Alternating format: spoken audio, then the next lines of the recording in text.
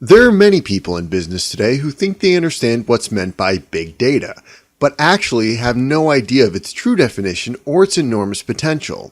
While there are many technical definitions of the term, when pressed to explain what it does and how it works, most people are stumped, especially when you ask them to explain how big data differs from regular data sizes.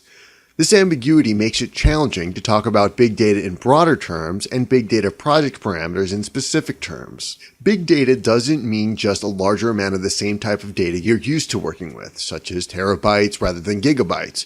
Although the data sets themselves are actually much bigger instead, big data is defined technically as a collection of data sets, both structured and unstructured data, data that is onboarded from physical sources to online sets, both transactional and non-transactional, both in-house data and data from third parties. Big data is stored in many different forms, not all of which can be easily reconciled.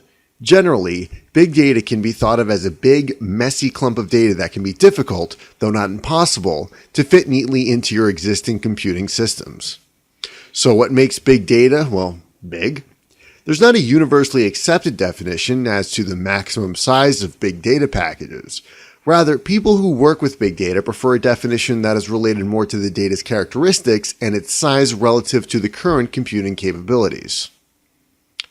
Most textbook definitions of big data contain the description containing volume, velocity, and variety, while others add a fourth feat to this definition, veracity, to incorporate the quality of the data as well. Essentially, big data is a data set of any size that requires new tools in order to compute.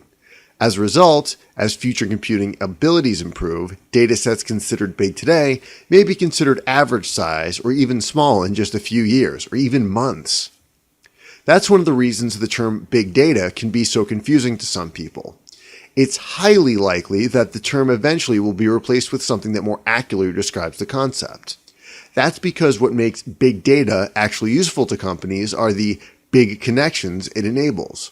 Connections between people, places, and things that in the past were practically impossible to mine from data sets in any understandable manner.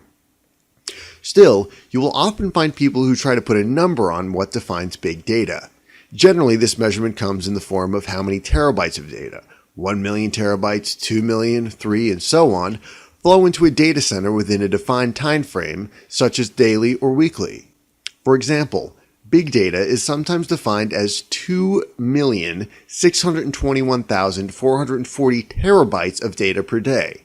But any type of measurement of this type is only a snapshot in time and is meaningless when you consider the simultaneous growth in technology's computing ability.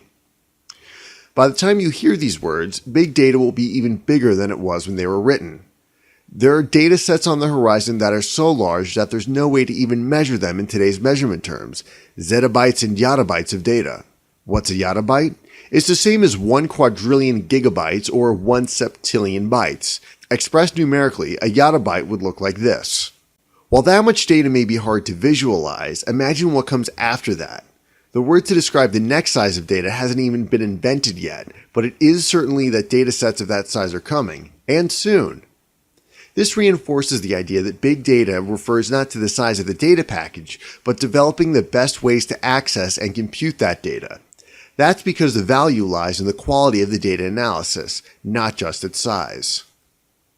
Confusing? Of course it is. But rest assured that new analytical tools are constantly being developed that can be used on any type of data set, regardless of their size, complexity, or format. Data science teams are currently creating big data tools to mine value from nearly any type of data. That's good news because today's tools are both less costly and more powerful than previous generations. Of course, individual businesses will need to consider the size of its data sets in order to deal with the storage, transfer, and other data management tasks associated with deriving value from it. But in terms of data analysis, the size of the data package isn't all that relevant as long as you use big data sets large enough to make the findings worth the investment. I hope you enjoy what you learned today. Check back weekly for updated videos and lessons. Or better yet, click the subscribe button below to get more of these educational videos as they come out.